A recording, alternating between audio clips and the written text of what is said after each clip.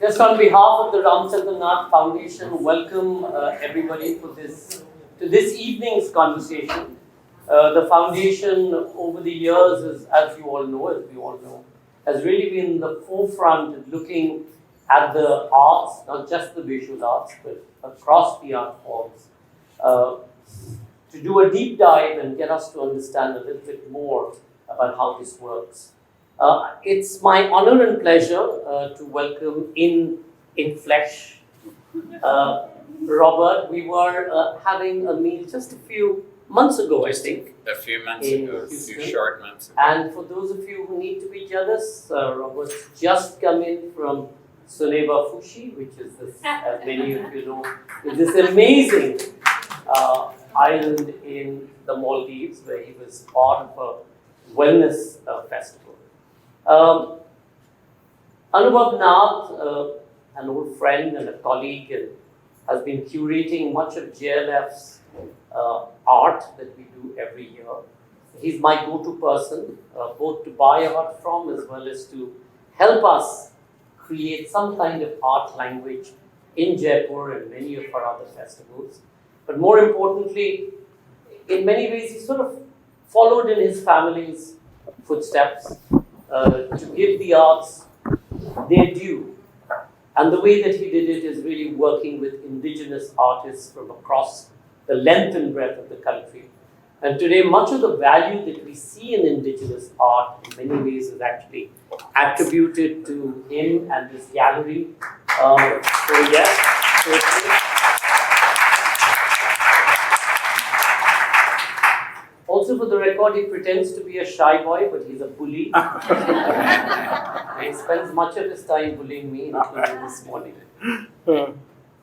Our privilege to have Robert here with us. I'm sure many of you know his work. And for those of you who don't, he was the first Westerner to have actually graduated and got his degree, a formal degree in Ayurveda.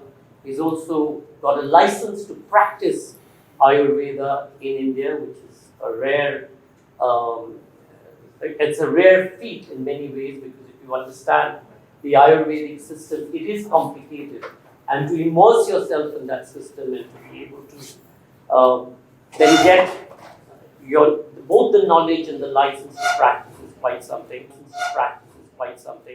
What maybe some of you don't know was that his guru was actually an Aghori.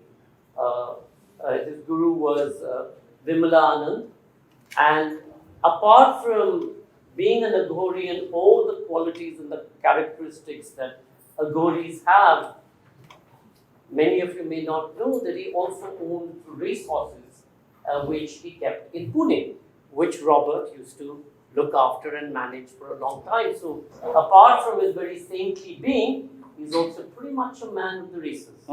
And that makes him really special because he understands how to live on this earth and also in many ways give us that kind of wisdom that we need. I think he's the author of 17? No, more like 10 or 12. 10 or 12 books, 10 or 12. Please do, I would recommend certainly his book about living and lifestyle and healthy living, his book on Ayurveda, and his Aghora series, which was really seminal and was one of the first things that came out two decades ago, 2004? No, it was in the 80s. In the 80s. He spent a while in the caves of the Himalayas, imbibing Hindu philosophy and tradition. So he understands both Tantra, he understands the yogic charts, and many of you or some of you may want to have a separate session with him later on that. We have multiple requests for that. But truly, it's an absolute honor to have Robert here in India with us. He spends 3 months, or used to spend 3 months of his time in India. Hopefully, he's continued to Yes, do so. sometimes 4 or 5 months. And he's now relocated to Houston, so you have Texas oil and spirituality and philosophy. Robert, Anubhav. Thank you. Thank you, Sanjoy, for that glowing and probably not so deserved introduction. But anyways, thank you very much. And it's a personal privilege and honor to have Dr. Svoboda with us here today. So my journey with his books started when I was in school. And one of the first books I read was the Agoras 1, then 2, and then 3. And when I told Dr. Svoboda that the first time I met him, he said, what were you doing reading those books at such a young age? I was like, I did not have enough parental supervision. So, but yeah, and then after that, The Greatness of Saturn has been a book that has been like a go-to book, and it has taught me a lot, has taught me a lot about myself and about how to navigate situations. And every time I go through this book, there are like other things that I pick up and things that I find. So, so today we are going to be discussing the greatness of Saturn. That's our subject for today. Of course, Dr. Svoboda is an Ayurvedic doctor. He's written a lot of books specifically on astrology, and all of those are great reads. So please read whatever is, if of your interest. I'd highly recommend it. And so, starting with the greatness of Saturn, I want to rewind to January 2020. This was right before the whole COVID situation came in, and Dr. Svoboda and myself and Abhishek were on a panel together at the Jaipur Literature Festival. And this was January end 2020, yeah.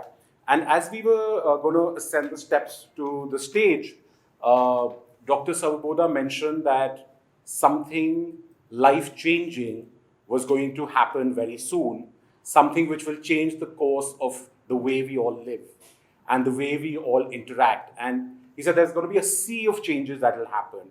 And, so as we were ascending, while we were going up the steps, I said, please do not talk about this in this crowd right now. Because, there was a little bit of panic kind of thing that had already come in. And so I was like, let's not talk about this whole situation. He said, no, there's going to be a lot of dramatic changes that will happen. So, Dr. Svoboda, if I may start with that, what was it at that time in the nakshatras, the placements of the planets, that made you say that? And then, of course, in the next 6 months, then 2 years, we saw so much happen and unfold in front of our eyes.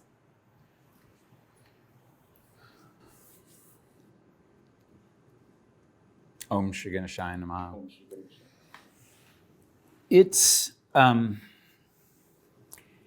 It's difficult enough to make predictions for individual human beings because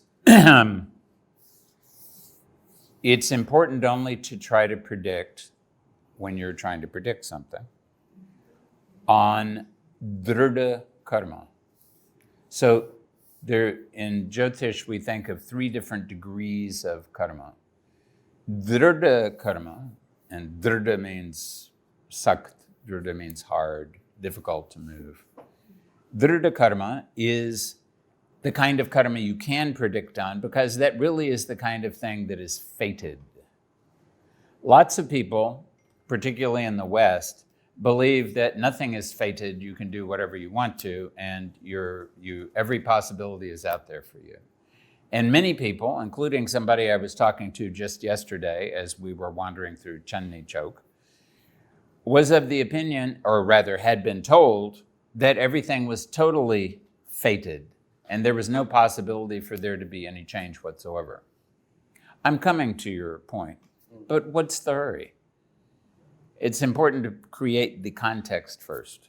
And the context is that nothing is totally and utterly fated, and nothing is totally and utterly open for alteration. Everything happens within parameters. Sometimes things are more fated, sometimes things are less fated. And so it's difficult enough to do that for a human being who at least has one birth chart. When you try to do it for a city or a country or the world, it's much more difficult. And you have to think actually less about individuals and more about what's actually most likely to happen in the context of noteworthy things happening in the sky. So one noteworthy thing that happens approximately every 20 years in the sky is that Jupiter and Saturn come together and can become conjunct in a certain Rashi, in a certain constellation.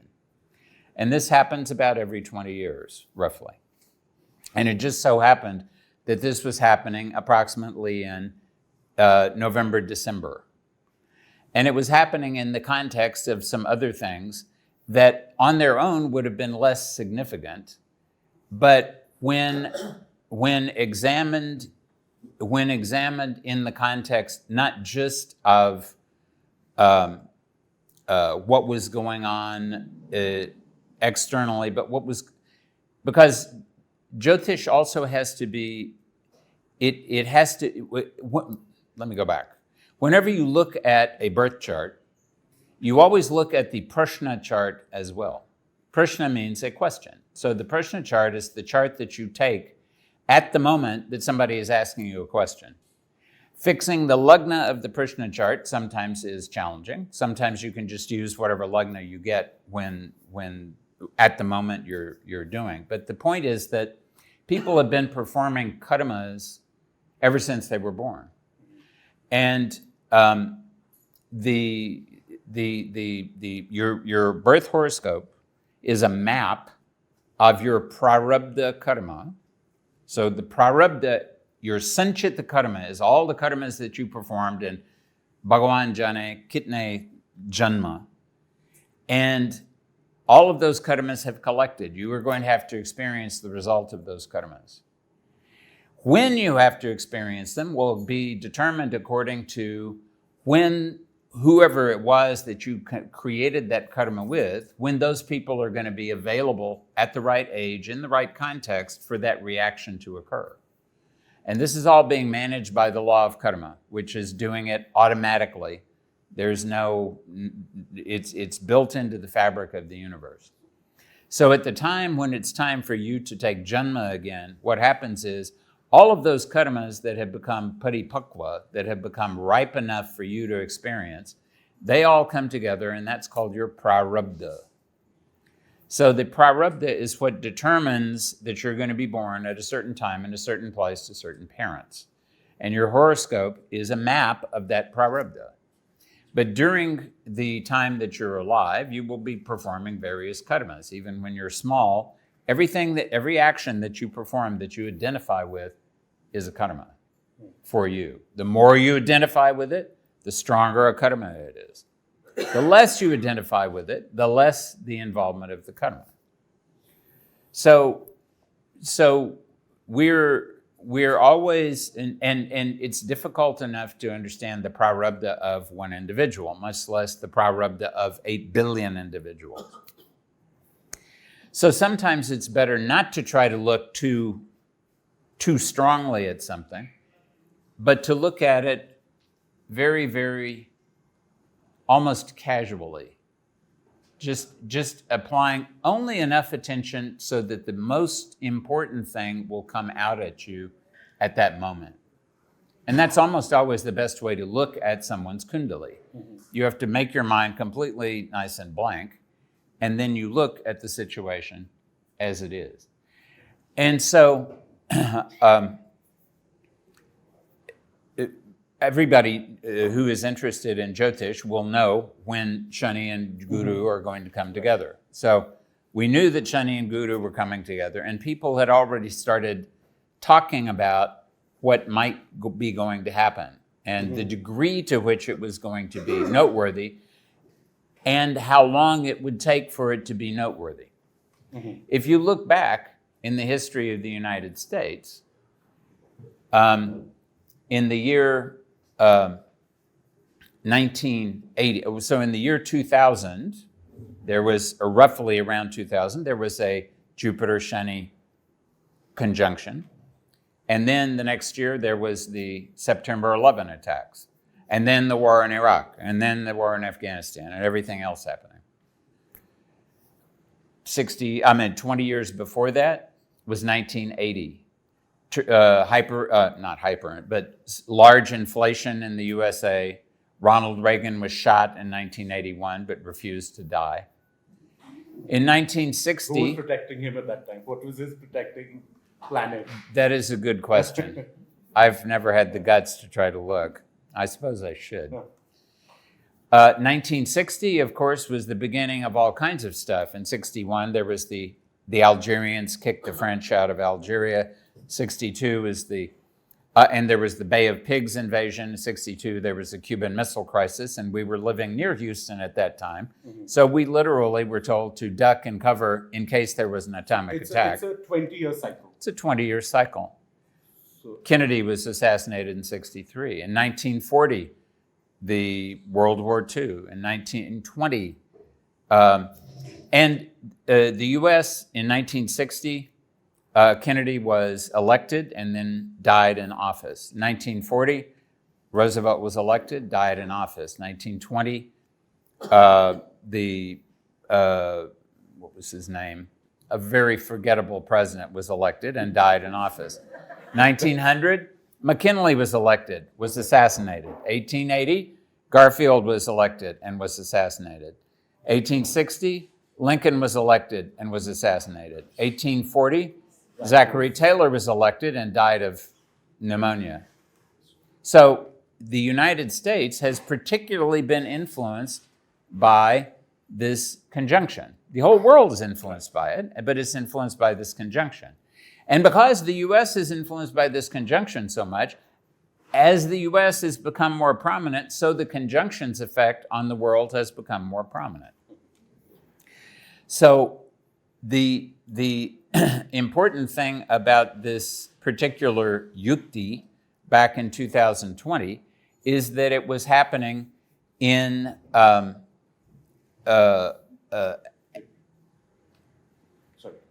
You were saying? I was thinking in Capricorn. Yes, it was happening in Capricorn. And the thing about Capricorn, of course, is that Jupiter is debilitated. And when we look at the so-called natural zodiac, that is, if you take the Lagna as Aries, then you will see that Jupiter rules the 9th house and the 12th house.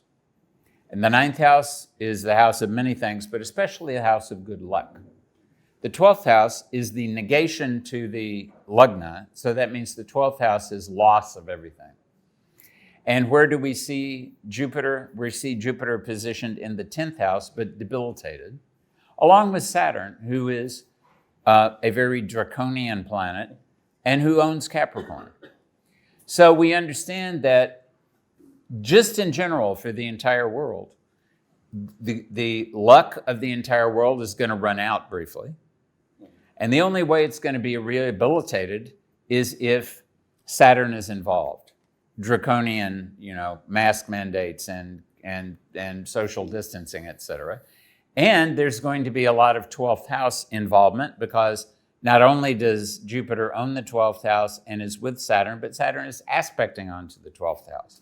And what does the 12th house mean? Everybody gets isolated. So how exactly this was going to manifest, I honestly was not totally sure. I did think, because of something else that I can't even remember now, that it would involve disease. But I honestly thought that it was going to be disease involving the former president, who, in my opinion, should have generated enough karmas that it would have been appropriate for the disease to, and eventually it did land up on him. But I was certainly wrong about that. In fact, it was less important that the disease was attacking him and more important that he was in charge of trying to address the disease. where you mentioned something about a birth chart and then also like the natives' own work towards it, or the karmas and accumulating the karmas. So how much of it is birth chart and how much of it is our own karma in our for our luck and our kismat and our as per Jyotish? As in, is it more stars, less karma, or is it you're born with what you're born with? Is there a way to alter your path as you move along life? Well, there's where we come back to drida karma. So if you want to achieve something in the world, it's very important to have both luck and determination. The ability to actually work, but also to have some luck. Otherwise, you may create wonderful things, but you never get any benefit out of it. Think of poor Van Gogh. Van Gogh now everybody hails him as a brilliant and wonderful painter, and his paintings sell for tens of millions of dollars. But during his lifetime, where was Van Gogh? He was nowhere. So he had the nasib, he had the destiny of making other people rich, but it didn't do him any good. So it depends very much, it depends totally on the degree to which things are meant to come in your direction, but also it depends if the karmas are drida, and that's something that it's hard to describe how you would identify whether karmas were drida in a horoscope, except to say that there are many principles in Jyotish. In fact, it has been conclusively proven by one Professor David Pingree from MIT, who looked at this back like 40, 50 years ago, that if you applied all the principles of Jyotish at one time to the same horoscope, you would gain absolutely nothing other than confusion, because there are too many principles. So what the challenge is, in this way, it's very different from Ayurveda. Ayurveda, there are not many principles. What you have to deal with is the fact that the principles manifest in different ways in human beings. And human beings are, let's face it, very difficult animals to deal with. Because Putting it mildly. that is putting it, I'm trying to be mild. So the situation is that you have small number of principles, but they can manifest in a zillion ways. And in Jyotish, they can manifest in many ways, but you have lots of principles. And which principle to apply at any one moment, this is where it's important when you're looking at the horoscope that you have to calm your mind and allow the first thing that you see and the first principle that occurs to you to be the place from where you start to look at the thing. And once you start to look at it, if you have the proper alignment with the vidya, then the vidya will start directing what you do. So if you look at a particular facet of someone's life from several different principles and they all give you the same result, then you start to think that maybe the karma is drida. And that could be for good or it could be for bad. I mean, we've all known people, probably, who, no matter what they do, even when they fall over and are insensate, they are still making money. And we also know people who work very hard, just like poor old Van Gogh, and end up with nothing. So how much result you get from the actions you perform is going to be determined by, in particular, your fifth lord and your ninth lord. And your fifth house and your ninth house, but especially the Lord. Because those are, the first, fifth, and ninth are houses of dharma. And in this case, dharma does not mean religion. Dharma means the alignment that you have with life itself. How well you're aligned with reality. And that is determined particularly this is all coming from your prarabdha. It's all in your kundali. The karmas of action, the houses of action are 1, 4, 7, and 10. So in a North Indian horoscope, they're the Kendra houses. They're right in the middle of the chart in the big diamond. And those will determine the degree to which you can actually do things in the world. You may be very clever. You may have all kinds of knowledge. You may have all kinds of potential. But suppose you're sick, or suppose you're thrown in jail, or suppose you were exiled, or suppose whatever. Something may prevent you from being able to do the things that you want to do, even though you have the capacity to do them. So you have to have both the capacity to do things and the luck so that your actions are going to have a good effect. And so what we would like to see are some combinations, some yogas that will indicate that in fact you are going to have, whether or not you're going to have good results and at what time you're going to have good results. So in the book, The Greatness of Saturn, it's based on the Shani Mahatmanaya. And so basically it's a council of various scholars who come to Vikramaditya's court and extol on the various planets, on the 9 planets in Vedic astrology. And so each chapter deals with like each planet and how, what are the strengths of each planet and why that particular planet should be declared the winner. But of course we know it's the greatness of Saturn, that Saturn is the one who eventually wins. But we spoke about Jupiter and Saturn. So, and today being Brahaspativar, Thursday, the day of the Guru, I thought it is befitting that I read out a little bit from the book on Jupiter. So here it says, Jupiter is far superior, for he is the greatest benefic among the 9 planets. And only under unusual circumstances does he temporarily display malefic traits. Indra and all the other celestials are obedient to his command, respect him as their preceptor and mentor, and follow his counsel. Those who worship Jupiter regularly and sincerely lose their worldly miseries and achieve all their cherished desires. Jupiter is truly worthy of worship, for he is particularly merciful and his wisdom is extraordinarily profound. So the interesting bit that I found on Jupiter, this is something I picked up when I was reading this book for the session today, and I'm sure a lot of us here would be interested in this. Jupiter, Lord of the body's fat, of the northeast of Thursday and of the constellations Sagittarius and Pisces, Jupiter is known as Lord of worship and the Guru. So over here, Dr. Svoboda, I would like to focus on Lord of the body's fat. So what do we do to Jupiter? How do we appease him that we can probably find a solution to a problem or a situation that affects, I think, a major part of this planet at different times? The women's eat. So I found this very interesting about this particular quality of Jupiter and that he's the Lord of the body's fat. This is certainly true. Absolutely true.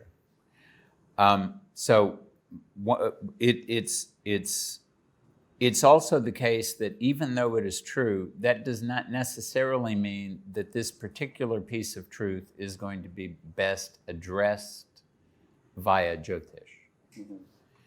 Because if you do not eat properly and you do not exercise and you stay up too late at night, it does not matter how much tapascharya you do for Gurudev, it is not going to have, it might have an effect in the future sometime, but it may not have much of an effect on the body right now.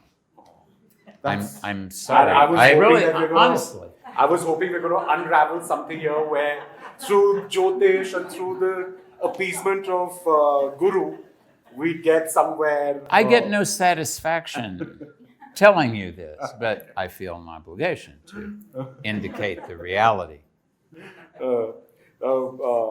Coming to the chapter on Saturn, where we start on Saturn. So a few pieces I would like to read. O king, he began, Saturn is the supreme terrifier among the planets. All beings fear him, for he rules bereavements and misfortunes. If pleased, he will give you a kingdom, but if irate, he will snatch everything away from you in a moment. His grace makes you happy, while his wrath so thoroughly ruins you that your name is completely forgotten in the human world. Saturn determines longevity and death, for he is the lord of time. The ambition of kings is great, but their lives are fleeting. All the kings who have ever ruled the earth with their might have been reduced by time to tales that others tell. Even King Indra and all the gods panic when Saturn is nearby, for over the ages, many thousands of Indras have been overtaken by the power of time. Then I did a little Google search on Saturn. I just clicked, Saturn, enter. And some of the words that Google first threw out, and I made a list of them: misery, sorrow, old age, restrictions, delays, are some of the words that came out on a Google search. Then how do we say that he is the greatest? Sort of depends on how you define the greatest. Elvis was the greatest. He is very different from Saturn. Saturn is the greatest in the sense that nobody is any greater than he is. Not that he is great like we are enthusiastic about him, but great because his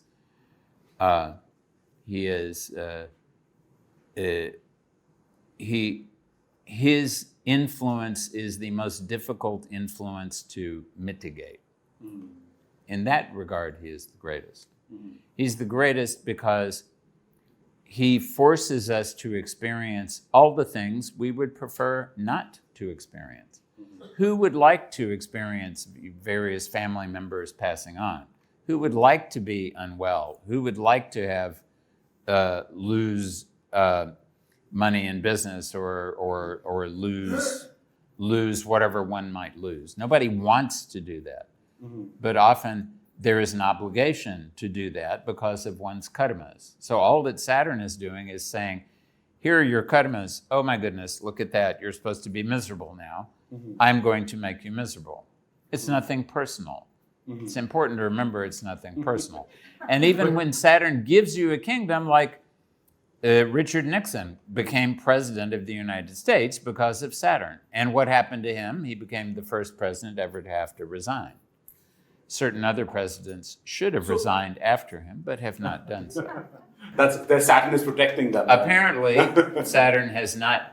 It appears to be a situation of wanting to make sure that the rope is adequately long enough so that the hanging, when it occurs, will be dramatic. So, you mentioned Nixon. You mentioned President Nixon. So, his Saturn made him president, I guess, which means he has a strong or a benefic Saturn, possibly. Let's say a strong Saturn. A strong Saturn. It's important to remember that, even with Jupiter is benefic as long as Jupiter is a good planet for you. If Jupiter is not a good planet for you, then Jupiter can be extremely ruthless and nirdaya and will kill you very directly without any compassion whatsoever. So in the case of, so when Saturn was, suitable or strong for President Nixon, like got him to be president, then how is it that he then turned around and then got him to resign and made him the first U.S. president to resign? Well, what happened then? Saturn did not force him to do that, but Saturn created the situation. Right. He didn't have to agree to the cover-up. It's the cover-up that gets you. It's the karma is you can always explain your way out of. But when you try to cover something up, that's when things become a problem. So he could have simply said, oh my God, here are these burglars, they're third-rate burglars, send them to jail. He could have done that, but no, he wanted to try to cover everything up, but that didn't work. So he was given the opportunity. No one was forcing him to create the cover-up. He did that on his own. But why would he do that? Because that's part of the nature of Saturn. Saturn is very fearful. Saturn is always trying to do things by the back door, especially blackmail and things like that. So this is part of the Naisargik Tattva, the natural nature of Saturn. Also about fear, we become fearful of Saturn. Because Saturn himself, his fear is his chief tattva, and his chief, there's 6 rasas, 6 tastes in Ayurveda, and his chief taste is kashaya, which means astringent. And the astringent taste in the body is experienced as fear in the mind. Mhm. And it's experienced as cold on the, the absolute, the most basic physiological level. So Saturn is cold. Iron is very astringent. So Saturn has these qualities, and Saturn will make you fearful if you allow it to, even when you should not be fearful. That's part of the nature of, and because it's part of the nature of Saturn, when Saturn is influencing you strongly, that becomes part of your nature if you permit it to. Then, Saturn is the son of the sun and his wife's shadow Chaya. As soon as Saturn was born, his gaze fell on his father and caused vitiligo. His gaze next fell on the sun's charioteer, who fell and broke his thigh. And when that gaze lit upon the 7 horses of the sun's chariot, they all went stone blind. The sun tried a number of remedies to remove these infirmities, but nothing worked. It was only when Saturn's gaze left them that the sun's skin cleared, his charioteer's femur healed, and his horses regained their sight. So something about like him having this kind of a drishti on even his own father. So what does that mean for all of us? That means if he won't spare his father, he's definitely not going to spare you and me. That's what that means. But that could also be father-son issues. That's not like unheard of, right? It's not the first or the last time that we are. There will definitely be father-son issues, especially when Saturn and the Sun are either together or they're opposite one another, or sometimes to a more challenging way when Saturn is unilaterally aspecting the Sun. Mm-hmm. Because the Sun is the archetypal indicator for the father. King Vikramaditya answered, I will certainly attempt to propitiate Saturn by offering abundant alms and by arranging for all due worship to be performed. But I am not at all confident that he will become pleased with me. If, as soon as he was born, he harassed his mother and father, then what good things will he do for me anyways? Whatever is written in one's fate happens with certainty, and there's no escaping from it. Please return to your home. Saying this, the king bid farewell to the Pandit. So this is when the Pandit is recommending some mantras and japas to King Vikramaditya before the onset of Saturn in his chart. So where does that play in? Like how does that help, or how important is it? Is something that one could rely on during a period of Saturn, which may not be very easy otherwise? Well, the problem with any kind of upaya, as my Jyotish mentor, Mr. Kishanal Mantri used to say, the problem with any upaya is you will never know whether the upaya worked or not.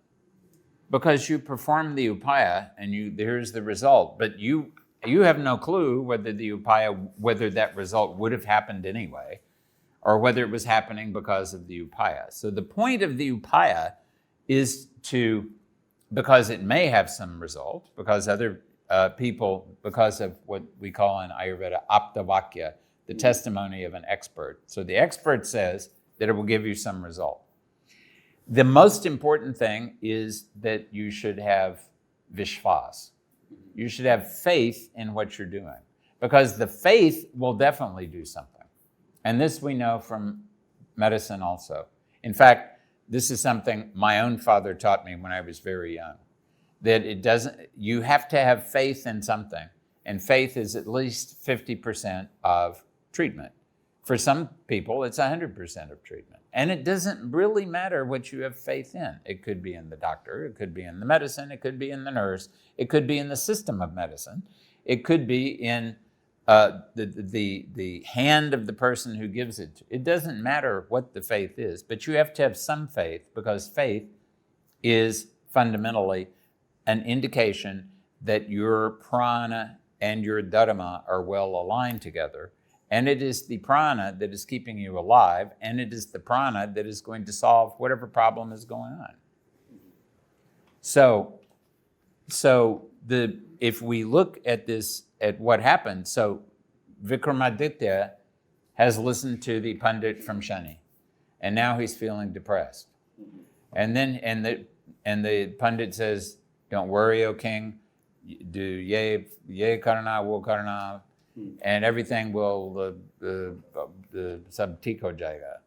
But Vikramaditya does not believe this, and he says, it's like if he has grabbed hold of that part of the story where Saturn is not even leaving his father alone.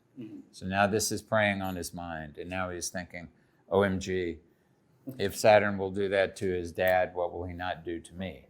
So he's forgotten about the fact that if he was to have faith in the supreme reality, that no matter what Saturn did to him, he would be able to withstand it and move ahead. But he's forgotten that for right now. So now, it is because of this drudha karma that is corrupting his mind that now he is going into this encounter with Saturn bereft of faith.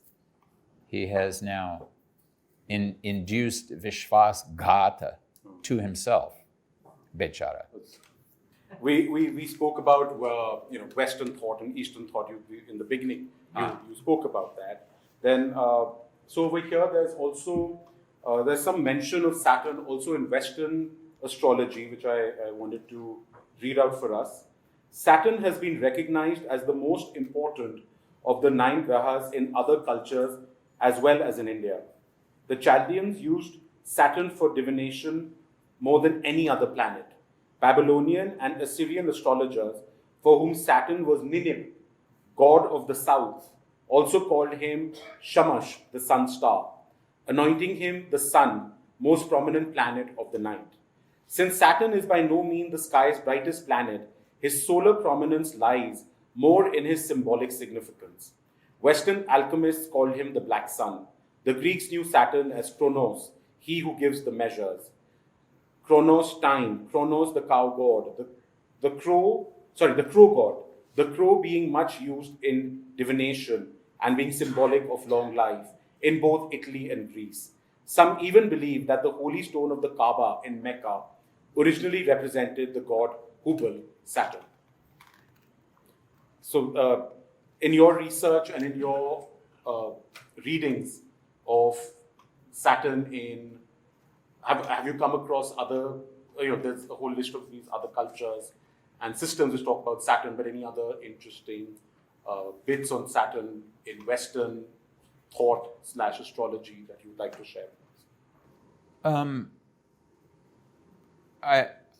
I think it's the fact that a lot of these indications are identical both in Eastern thought and Western thought has something to do with the fact that we acknowledge that the sun is in some ways the most important thing in the sky. Without it, we don't have any light. Without it, we don't have any plants. Without it, we have no heat. And the thing that's noteworthy about Saturn is that it is the furthest away planet. There are further away planets, but that we can't see them. They're not visible to the naked eye. So it's very much like that we have the sun here and Saturn over here. And it's like our entire universe. The rest of the universe may be doing whatever it is, but our entire universe is in between the sun and Saturn. And it happens to be that these two are not very friendly with one another. And the fact is also that Saturn, by virtue of being so far away, is the slowest moving thing in the sky. That's why he's called Shani, which in Sanskrit, Shanai, literally means slow. He's also called Manda, which means slow. So he is very slow. So whatever indication is happening there, it's one that's not going to change very fast. Mm-hmm. The Lagna changes very fast. The moon changes pretty fast. So if you don't like the moon today, wait till tomorrow. It'll be in a different place. It'll be a different shape. It'll be a different degree of brightness. And the other planets are moving around and doing things also. But Saturn is moving very, very slowly. And so it always, no matter who has been paying attention to it in the sky, has acknowledged that it is those influences in human life that are inexorable, that can't easily be changed, because in fact they are ponderously moving forward. And those are the things that are not so desirable, like death and old age and unwellness and so on. So I think it's not unusual that these archetypal attributes have showed up in all kinds of cultures. Another aspect that I wanted to talk about was the Sarasati, which I think all of us here are familiar with, have heard it, have been through it, feared it, or will be going through it at some point. One of the most important Saturnian influences on our lives is the Sarasati, Hindi for 7.5. Though Sarasati, in Gujarati, Panoti, does not appear as such in the standard classical texts on Jyotish, it continues to influence the lives of millions of Indians even today. Your Sarasati is the period of approximately 7.5 years, during which Saturn moves through the 3 constellations of the zodiac, which are closest to your moon. The constellation which holds the moon and the 2 constellations which flank it. So currently Saturn is in Aquarius. So the 3 constellations it's affecting are for whoever has their moons in moon in Aquarius, Capricorn, or Pisces. So one before and one after. But so which means that there are 3, I would say, 25% of the horoscopes for ease of calculation. Like so, 25% of the population essentially is going through a Sarasati period. So how is it is it something that one needs to be very scared of, because one would probably go through it 2 to 3 times in their lives for sure.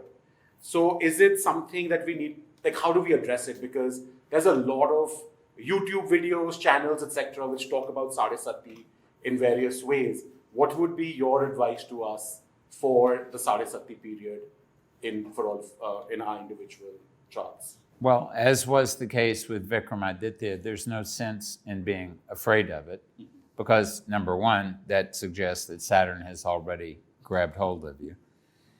And number two, it's, of course, Sarasati is obviously when the Saturn is in the 12th house on top of your moon, or in the 2nd house from your moon. But in reality, when Saturn is in the 4th from the moon, that's equivalent to Sarasati. When Saturn is in the 8th from the moon, that is equivalent to Sarasati. And to be really, really honest, when Saturn is on the 11th from the moon, even though 11th planets in the 11th are always good, so Saturn will be giving you some result, but he's still aspecting onto the moon. So it's kind of like the preliminary Sarasati. So honestly, if you look at it, about half of the time you're in some kind of Saturnian affliction. This just keeps getting like more and more challenging. But it's important not to write down everything you know, so that people will not become terminally depressed. It's bad enough if 25% of the time you're going to be affected, but if you really start looking at 25% of the population. Yeah. Yes, but also 25% of your life. But so if it's really more like 50%, then you're thinking. I think a lot of us will have a lot to say. There's going to be now what? Lots of emails coming our way, so I hope not. Yes. So, but the reality is also that, okay, you have the Sarasati, and Sarasati, the reason why it is not desirable is that because Saturn and the moon have different Svobhavas. They have different Gunadharma. Saturn is cold, dry, astringent, slow, obstructive, unpleasant, and indicates things that are unpleasant. The moon is showy and juicy. We just had Kojagari Purnima a couple of days ago when the moon sweats nectar down onto the earth. And the moon is always in a different space and doing different things and attracting attention. That's what the moon does best, attracting attention. Saturn does not like to attract attention. Saturn likes for everybody to pay attention to somebody other than Saturn, while Saturn does his work. So we have this situation where the effect of Saturn during this 7.5 years is fundamentally going to be to cause your moon to not be able to shine out as much, to not be as juicy. Your life will be less satisfying. But that doesn't necessarily mean that you're going to become miserable. It does mean that there are going to be things that you're going to have to come to grips with. Very commonly, and of course this is depends on the individual, but very commonly, in your first sadhisati, you lose your grandparents. In the second sadhisati, 30 years later, you lose your parents. In the third sadhisati, you tend to lose yourself. So it's the effect of really the best way to describe the effect of the sadhisati is chhatra bhanga. A chhatra is a chhatri. And bhanga means to break. So, if you are a small child, your nana, nani, dada, dadi, this is your chhatra. This is your parents are bitching and moaning at you, and you go to Nani, and Nani says, go away, you foolish parents. I will take care of this bacha myself. And then when they disappear, then what? Then 30 years later, you realize that maybe your parents were not so bad after all. As Mark Twain said, when I was 15, I was amazed at how ignorant my father was. And when I became 21, I was amazed at how much the old man had learned in 6 years. So, Tisal Bad, then you realize that, maybe my parents understood something. And, the parents, of course, are happy because they see you having problems with your kids, and then they're thinking, ha, ha, ha, you're getting everything you did to me, you're now getting back. But they're not saying any of that, they're keeping quiet. Even though that under se hasna. So, but then you lose your parents also. And then unfortunately, and no matter how old you are, I can assure you, you will feel it, even if you don't get along with them, because you're disconnecting some of the life force from your own genetic material. So you're there. It's always harsh on people. And that's what Saturn is doing. It's forcing you to remember the one thing that nobody wants to remember, which is that you are most certainly going to die. We don't know when, but we know that is absolutely the case. The concluding paragraph of the book is very interesting, and I think it also resonates with our conversation. Lord Saturn sits in front of each of us at every moment, inviting us to surrender by moment to reality, that we may be free. If you can live your life in continual remembrance of Saturn's presence, you will never need to mourn your fate, for you will have become truly conscious of the perversiveness of the realness of the real. I bow low now to the omnipresent Lord Saturn, who cannot be denied, and offer him concentrated reverence from the depths of my humbled heart. Wow. Thank you so much, Dr. Svoboda, for this very, very special book. And yes, we do have some time for questions. So a few questions pertaining to anything, but not so much about individual charts, possibly. Because that's a different... That is a different... Yes. I have a question. You talked about Nixon, I'm taking the same example, becoming president and then having to decide. They also say when the Saturn's gaze is on you, then your buddhi also is not taking the right decisions. Correct. So, however much faith you have to try and do the right thing, and if your buddhi is also rushed because of Saturn, so what is the human being supposed to do at that time? Well, so this is why you have, we hope, this is why you have had some benevolent figures in your life. Maybe it was the parents or the Kula Guru or whatever. Somebody who has directed you in the right direction from when you were young. And at that moment, when the drishti falls upon you, we hope that there will be at least a certain amount of awareness that now, if the karmas are very drida, if the karmas are very, very, very, very strong, then it may be difficult for you to resist that effect. And this is why we see people who should know better doing things that they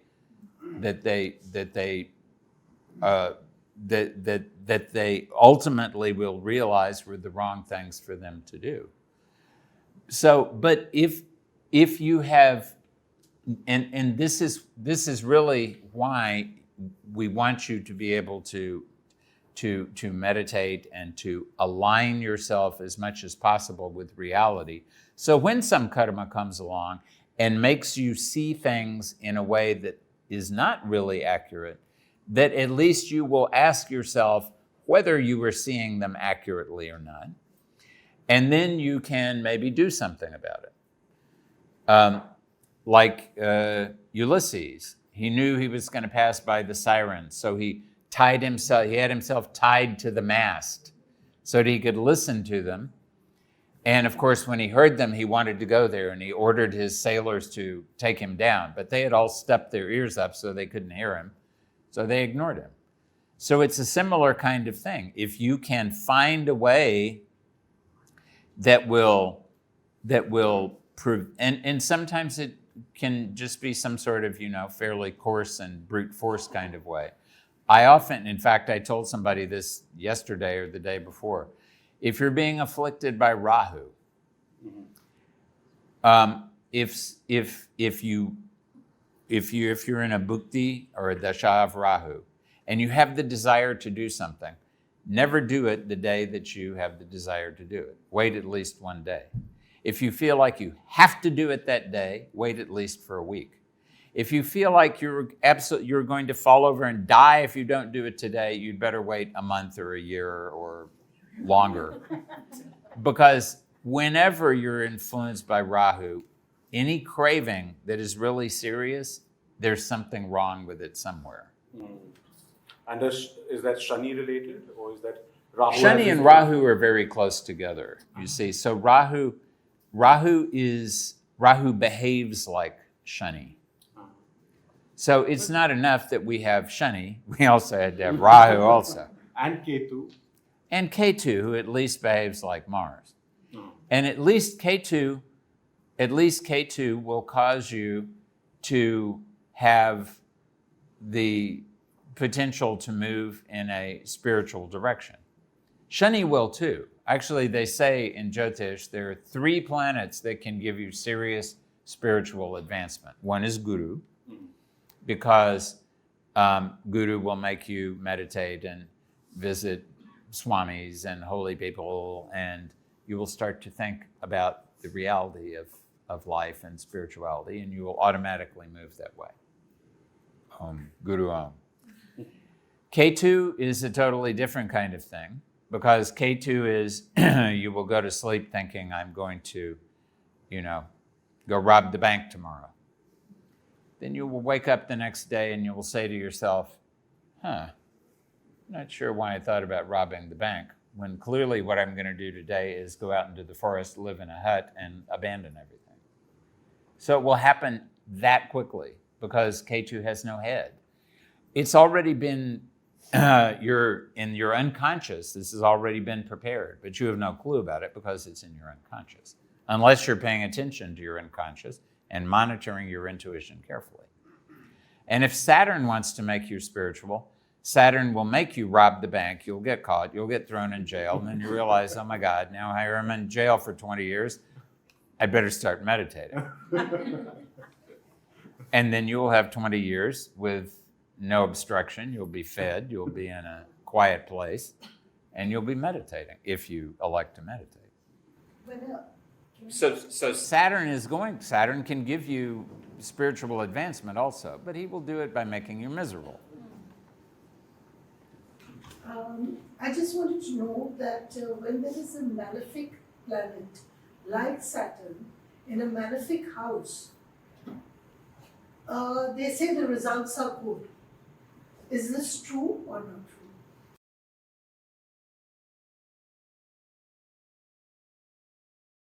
Because now I'm going to. It's important to remember that all the grahas have two sets of indications. One makes up the Naisargic tattva of the graha. Naisargic from natural.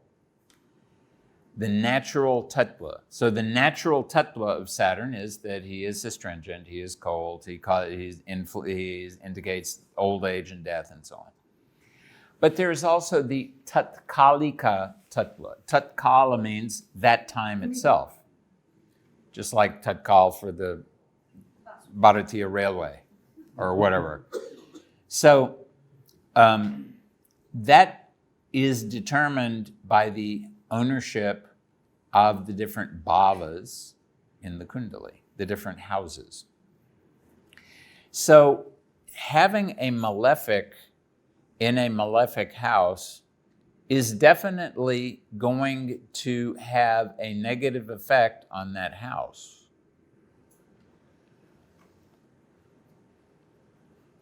Except in the case of Saturn in the 8th, which will keep you alive. Now, of course, he may keep you alive because he wants to keep issuing fatkas to you all the time. That's a different matter. But he will keep you. Saturn in the 8th is for longevity. What you want is the lord of an undesirable house to be in an undesirable house. What are the undesirable houses? The most undesirable is the 8th house. The second most undesirable is the 12th. The third is the 6th because it's an upachaya house. Things improve over time. The 4th is the 3rd house because it's not even as bad as the 6th, and it's also an upachaya house. The 2nd and the 11th are neutral. And then you have the Kindras, which are all a little better. And then you have the 3 Konas, 1, 5, and 9, which are the best houses. And so you want the lord of a good house to be in a good place. You want the lord of a bad house to be in a bad place. Because, for example, if you have the lord of, let's just say, for example, that you have a Tula Lagna, a Libra ascendant. So for a Libra ascendant, Jupiter owns the 3rd and 6th houses because the 3rd house is Sagittarius and the 6th house is Pisces. So if you put Jupiter in, let's say, for example, the 8th house, then Jupiter will be that will be what's called a Viparita Raja Yoga.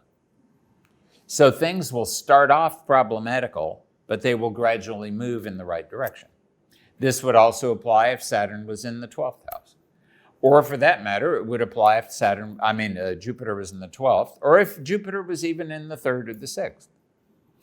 If he is in the So there's all kinds of permutations and combinations of this. And to make things slightly more difficult, there is an interesting in fact, it's called New Techniques of Prediction, though was new about 60 years ago.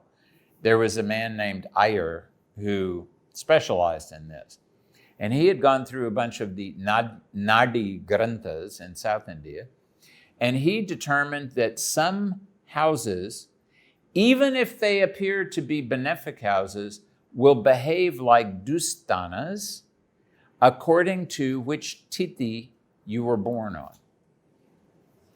And so when you add that in, that helps to explain why sometimes you see the lord of a good house in a good place and you don't see good results. So you always have to test your results. Jyotish is not theoretical. Jyotish is like, we have to get some results out of this. You know, Western astrology is all very psychological. Jyotish psychology is all well and good, but, you know, am I getting a job or am I not getting a job? We need to find out. So in this case, those constellations, according to the tithi, that have been disturbed are called either shunya, and you know shunya means empty or zero, or they're called dagda, and dagda means burnt. So those rashis you want their lords to be in a bad place, even if they look like they're the ninth lord or the fifth lord or the Lagnesh or whatever. And you will know that in that area of life, the person is going to start off with a bunch of challenges and probably no success. But because it is ultimately the lord of a bad house and a bad house, then good results are going to come. Now, I should say that not everybody follows this. However, Mantriji did, and Mantriji was an extremely adept Jyotishi and teacher of Jyotish. Mantriji was he was Punjabi, and his brother practiced Jyotish in Mumbai for many years. I was never able to meet him. I met Mantriji originally in Toronto in 1985 or 86, and he passed on 3, 4, 5 years ago.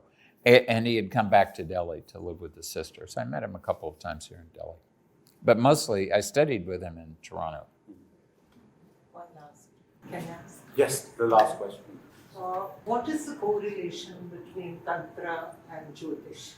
Because ostensibly, if you are employing tantric practices, you go against the prevailing, let's say even a basic chart of a horoscope, that I'm dissatisfied with the particular situation, and I use a tantric method to overcome that, or let's say overrule that and have it working according to what I would like to do. So what is the synergy, or what is the differences, or what is the contradictions between Tantra and Jyotish? Well, Tantra is a big subject, and many people have many and varied ideas about that. But honestly, really speaking, the kind of worship that's done everywhere in India nowadays is tantric. So what people are they're talking it's all too often. In the US, Tantra is people identify it with sex. Over here, they identify it with Jadoo Tona. They identify it with black magic. But Tantra is just, the whole thing about Tantra is you decide what you would like to do. You decide that you want to do something, and then you employ a technique. So Tantra is not a religion per se, it's a technique. And it's a technique using the 5 elements. And so even a very simple Panchopachara puja is fundamentally a tantric puja. It's very simple, but it's for the purpose of getting all of the Panchamahabhutas to at least be a little better aligned with you. So when you look at your Kundali and you decide you want to do something to have an influence on it, of course there are various things you could do. You could go out and give dan. You could wear various things. You can fast on a particular day. But you can also recite mantras, and you can also perform various kinds of karmakan rituals. And so all of what this is doing is attempting to reduce the intensity of the karma pala, of the result that you're expecting. So as I was taught, and of course I'm talking according to how I was taught, as I was taught, the fact of the karma is one thing, and the intensity of the karma is another thing. So the fact of the karma is whatever that was done with you identifying, however long ago it was, eventually the result is going to come in your direction. And the only way to avoid that is for somebody to take on that karma if they know how to do it, and then you won't have to experience it. Of course, why would they do that? Because then they will have to experience it. So it's true that somebody can take on your karma so that you are rid of it and they have to experience. If somebody knows how to do that, for sure. Then I'm sure it's going to, Shani will come in, someone will come in and get magnified and come back to you in another lifetime. All kinds of possibilities. Just one last thing.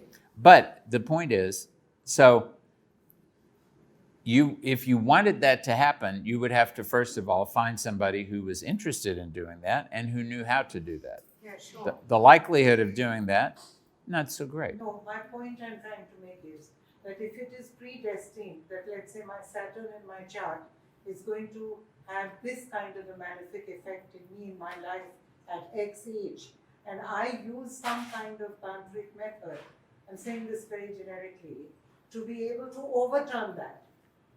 So am I not interfering But with the my- cosmic plan? And my point is that you actually overturning that completely is highly unlikely. What you may be able to do, however, is reduce the intensity of it.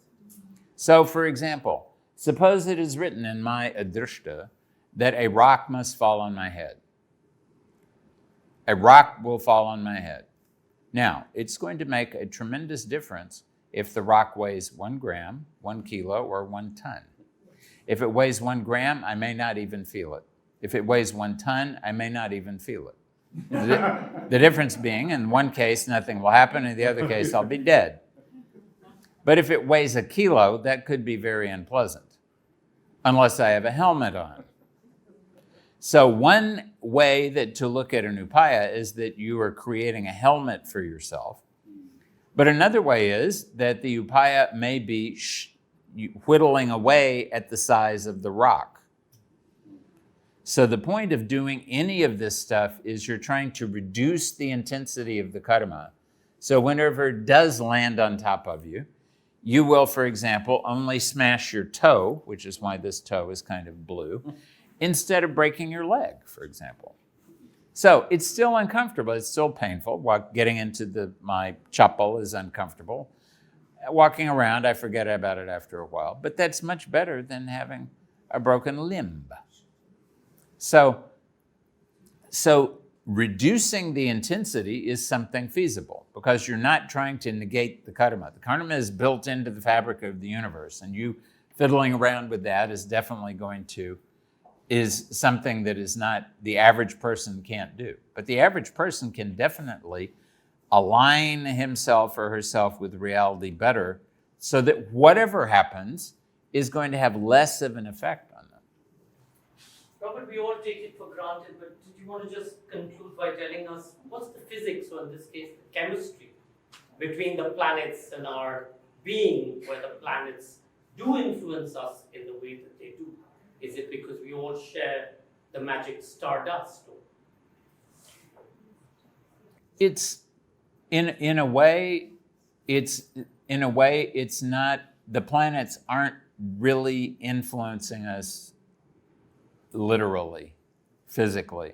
In fact, it's been proved that the midwife or the surgeon who is delivering the child has a greater gravitational influence on the child than any of these other planets do. But what's important, number one, is the astral gravity. So it's not so much the gravity in the physical world, it's more the gravity in the astral world. And even more to the point, it's that the planets are not deliberately out there scheming to, here is Mr. Bogilal, and I'm going to, Saturn is not thinking, I will, Bogilal say, Bilkul Bog Nikal Dunga. He is not thinking about that. All he is doing is he is projecting his reality into space all the time. And when you are under his influence, that reality is now going to become part of your awareness, whether you like it or not. The more you're aware of it, the better you will be able to address its effects. So it's just that there will be moments when you will be better aligned with one of these planets or better aligned with another planet. When you're better aligned with Jupiter, you will have more of a Jupiterian, a Jovan experience of life. When you're more aligned with Saturn, you're going to have a more Saturnian experience of life. And that's why that according to your experience, you're like in the case of Saturn, if you know that Saturn rules discipline and responsibility, and if you make it a point always to be disciplined and responsible, then automatically that energy of Saturn is going to be, you're going to be manifesting it in that way, and there'll be less energy of Saturn that is sitting inside you trying to either make you terrified or make you go out and do something stupid. Thank you. What is destined cannot be changed. Well, what The negativity can be reduced, but that destined things cannot be changed. unless you have somebody who's willing to take the karma. Otherwise, the karma, it's something that is it's so much it's at a level that is so fundamental and so primal that it's not something we can access easily.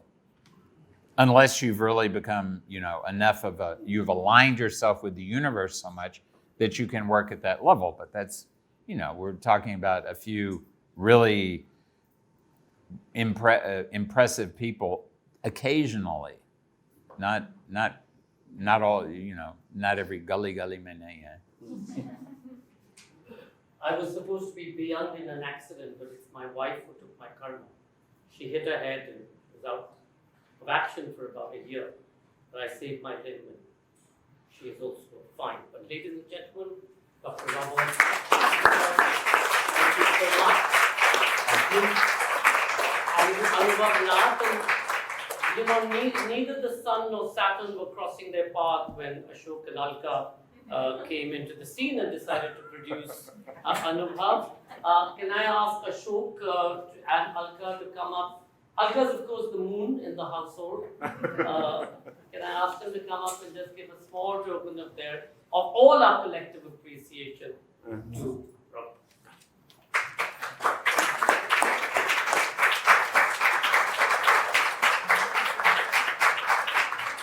Welcome. Thank you. Thank you.